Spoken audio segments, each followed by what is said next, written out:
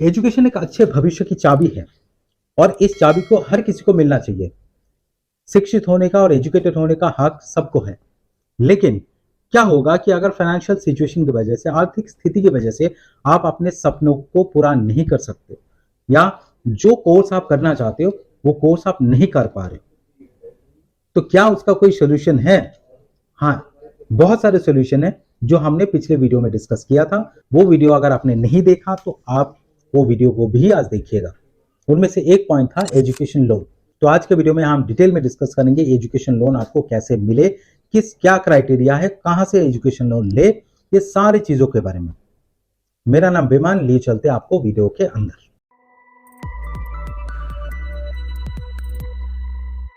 Education loan की apply करने से पहले एक बेसिक चीजें दिमाग में रखिएगा। किसी भी बैंक में आप इंक्वायरी के लिए जा सकते हैं, लेकिन अगर आप अप्लाई करने जा रहे हो तो जो बेसिक डॉक्यूमेंट्स चाहिए वो है एडमिशन प्रूफ। एडमिशन प्रूफ का मतलब है किसी कॉलेज में आपने एडमिशन लिया है, उसका एडमिशन स्लिप, जो पेमेंट आपने किया 20-30 हज़ार, जो भी रजिस्ट्रेशन चार्जेस आपने पेमेंट किया है उसका स्लिप, प्लस कॉलेज की फीस स्ट्रक्चर, कॉलेज की मान्यता कहाँ से, यूजीसी अप्रूव्ड है या एसीटी अप्रूव्ड है, वो सारे डॉक्यूमेंट्स आपको जमा करना होगा। ये डॉक्यूमेंट्स है तो you are eligible to apply. अब फर्स्ट पॉइंट आता है, आपको रिसर्च करना है कि कौन सी बैंक में अप्लाई करना है। देखिए, बहुत सारे बैंक है, प्राइवेट बैंक है, पब्लिक बैंक है, प्लस एनबीएफसी है। एनबीएफसी मतलब non banking financial institutions. Public bank आप जानते हैं, SBI, PNB, syndicate, bank of Baroda, ये है प्राइवेट बैंक है। एचडीएफसी, आईसीआईसीआई, येस बैंक, आपके बहुत सारे और भी प्राइवेट बैंक है जहां पे आप अप्लाई कर सकते हैं। साथ में एनबीएफसी है। एनबीएफसी मतलब नॉन बैंकिंग फाइनेंशियल इंस्टीट्यूशंस जो एजुकेशन के लिए लोन देते हैं, जैसे क्रेडिला, प्रोपेल जी, अवांस, इन और भी बहुत सारे एनबीएफसी से जो एजुकेशन के लिए लोन देता है। अब इस पे सिक्योर और अनसिक्योर दोनों टाइप के लोन होता है, तो इसीलिए आपको ये तय करना होगा, रिसर्च करना होगा कि कौन सी बैंक से आप एजुकेशन लोन लेना चाहते हो, कितने इंटरेस्ट है, कितने मॉरेटोरियम देगा। ठीक है, ये सारी चीजें पता करिए। मॉरेटोरियम का मतलब ये हुआ कि फॉर एग्जाम्पल आपकी ग्रेजुएशन 4 साल की है, 4 साल खत्म होने के बाद 1 साल और आपको टाइम मिलता है, उसके बाद ईएमआई स्टार्ट होता है। आपकी एमबीए है 2 साल की, 2 साल के बाद 1 साल और मिल जाता है आपको, 3 साल, उसके बाद ईएमआई शुरू होता है, तो इसको कहते हैं मॉरेटोरियम।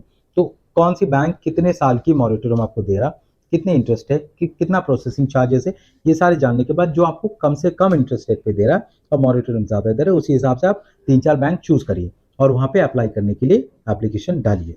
अब थर्ड पॉइंट पे आप ध्यान रखिए कि आप एलिजिबल हो या नहीं हो। जो कोर्स के लिए आप लोन लेना चाहते हो उस कोर्स के लिए क्या वो बैंक लोन देता है या नहीं देता, देता है तो क्या क्राइटेरिया, उस क्राइटेरिया में क्या आप फिट होते हो, डॉक्यूमेंटेशन जो चाहिए वो डॉक्यूमेंट्स क्या आपके पास है, ये सारी चीजें आप एक बार रिसर्च करके देख लीजिए। अगर बैंक के साथ बात कर लीजिए, बात करने के बाद ओके है तो बैंक में जाके आप अपना एप्लीकेशन दे दीजिए। अगर उस पर भी दिक्कत है तो विद्या लक्ष्मी पोर्टल में जाके आप रजिस्ट्रेशन करिए, सारे डिटेल्स अपना भरिए, वहां से आपको बता दिया जाएगा कौन कौन सी बैंक में आप अप्लाई कर सकते हैं। अगर आप खुद नहीं कर पाते हो रिसर्च तो विद्या लक्ष्मी पोर्टल से आप ये रिसर्च कर सकते हैं। अब कौन कौन सी डॉक्यूमेंट्स चाहिए, देखिए डॉक्यूमेंट लिस्ट आपकी स्क्रीन पे आ रहा होगा। अब उसके साथ एक को एप्लीकेंट चाहिए। को एप्लीकेंट क्यों चाहिए? क्योंकि एक स्टूडेंट है, वो कुछ कमाते तो है नहीं, तो एक को एप्लीकेंट चाहिए। को एप्लीकेंट उसकी पेरेंट्स हो सकते हैं, कोई भी गार्डियन जो है वो हो सकता है। अब को एप्लीकेंट की क्या डॉक्यूमेंट की जरूरत पड़ेगी? को एप्लीकेंट की again identity proof, address proof, and उनकी अगर सैलरीड है तो लास्ट 3 महीने की या 4 महीने की या 2 महीने की, बैंक टू बैंक वैरी करते हैं, सैलरी स्लिप चाहिए और बैंक स्टेटमेंट चाहिए 6 महीने की कम से कम। अगर कोई बिजनेस करता है या सेल्फ एम्प्लॉयड है, मान के चलिए प्रोफेशनल है, खुद का काम करता है, फ्रीलांसिंग का काम करता है, तो उनका आईटीआर रिटर्न चाहिए 3 साल की, आईटीआर रिटर्न चाहिए 3 साल की, साथ में बैंक स्टेटमेंट। और अगर कोई बिजनेस करता हो तो audited balance sheet and profit and loss account ये भी चाहिए होगा। बहुत सारे बैंक आपको जो कोलेटरल फ्री लोन देता है अप टू 4 लाख, किसी बैंक में 7.5 लाख। ठीक है, तो आप कौन सा बैंक कितने तक की लोन के लिए आपको गारंटर की मांग नहीं करता वो आपको देखना पड़ेगा, बैंक टू बैंक वैरी करता है। ठीक है, लेकिन 4 लाख मिनिमम जो है उस पर आपको गारंटर की जरूरत नहीं पड़ेगी, लेकिन उसके ऊपर होगा या कुछ बैंक में 7-7.5 लाख के ऊपर होगा तभी गारंटर की जरूरत पड़ती है। अब जो को एप्लीकेंट है उसकी अगर सिविल अच्छी है तो आपकी जो ये कोलेटरल फ्री लोन है वो ज्यादा अमाउंट हो जाती है, लेकिन अगर सिविल स्कोर कम है तो इंटरेस्ट रेट भी बढ़ जाती है और कोलेटरल भी आपका धीरे धीरे कम हो जाती है। अब आपको 2 चीजें ध्यान रखना है। क्या चीज?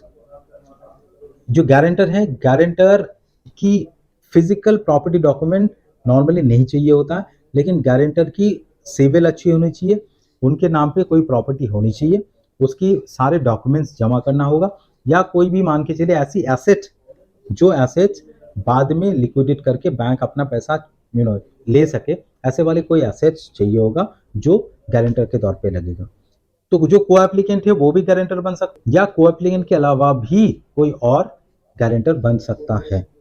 तो आपको अगर अमाउंट ज्यादा है तो गारंटर की जरूरत पड़ेगी, नहीं तो को एप्लीकेंट ही आपकी सफिशिएंट है अगर अमाउंट छोटा है तो। अब यहाँ पे एक चीज मैं बता देता हूँ, बहुत सारे हमारे जो जिसको लोन की जरूरत पड़ती है वो हमारे किसान या मजदूर भाई है, उनके बच्चे अगर पढ़ना चाहते तो एजुकेशन लोन तो मिलती नहीं है, क्योंकि आईटीआर या सैलरी तो है नहीं।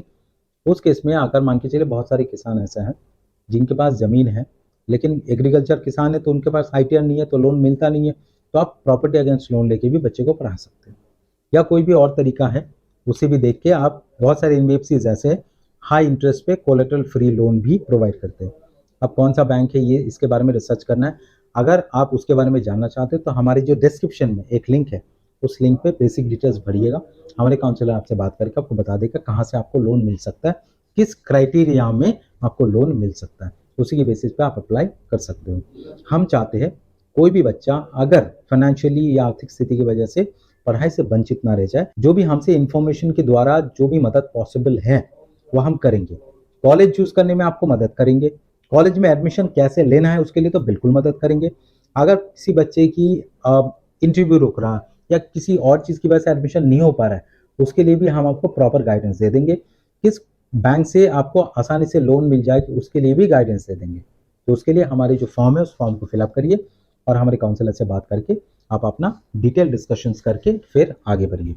तो आज के लिए बस इतना ही। इस वीडियो से अगर आपको कोई वैल्यू मिला तो इस वीडियो को लाइक करिए, हमारे चैनल को सब्सक्राइब करिए और इस वीडियो को शेयर करिए अपने दोस्तों के साथ, अपने पेरेंट्स के साथ, ताकि उनको भी ये जानकारी मिल जाए और उसी हिसाब से अपनी भविष्य के लिए आप अपना सही डिसीजन ले सको। और हाँ, जैसा मैंने पहले बताया था, आप जिस स्टेट से उसी स्टेट के हिसाब से स्कॉलरशिप स्टेट स्कीम क्या है नहीं है उसके रिगार्डिंग मैंने वीडियो पहले बना चुका हूँ, उस वीडियो को देखना ना भूलिएगा।